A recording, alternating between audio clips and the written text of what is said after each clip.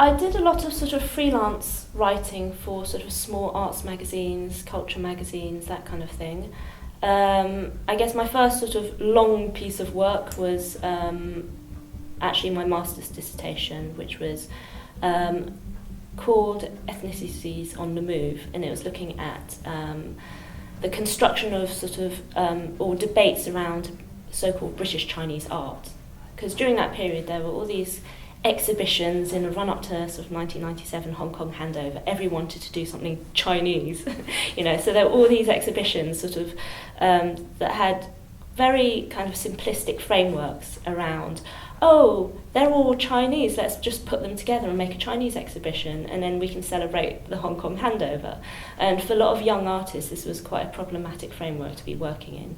So I got in touch with some of them and who set up their own exhibition trying to critique these ideas of a homogenous community and the fact that, artists should just be grouped together on a basis of their ethnicity and nothing else, even though they had, sort of very different ways of working. I was interested in looking at how young artists of Chinese descent were challenging these fixed notions of British Chineseness, and that was part of a wider debate around sort of the ideas about reimagining Britain through multiculture. So I was really interested in looking at people who worked in the creative sectors, artists, writers, that kind of thing. And I actually started my research on the Hsiungs by finding a copy of Lady Precious Dream in the SOAS library, actually. And I couldn't find anything else out about this writer. And then I was having lunch with a friend one day, and I was telling her, I found this book by this guy, I'm really interested, but I don't know anything about him. And she turned around and said, well, actually, he was friends of my family, so I can introduce you to his children, and you can do your research that way. So that was kind of like the beginnings of my research on the Hsiungs. I think that these ideas about Chineseness really need to be unpacked, and it's very difficult for me to think of such a fixed thing as a Chinese culture that I may have or that I may share with another Chinese person on a basis that we are Chinese.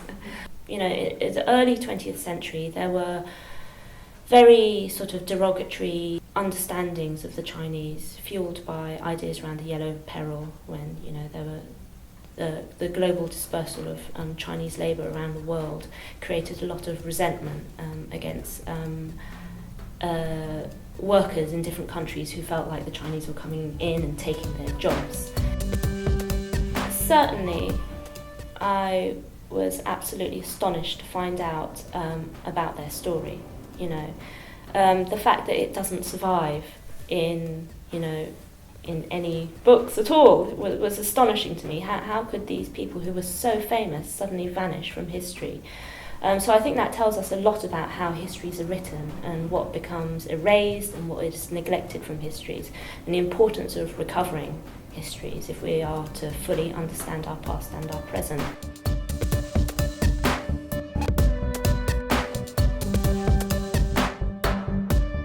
I do argue in my paper that it's a contemporary form of racialization.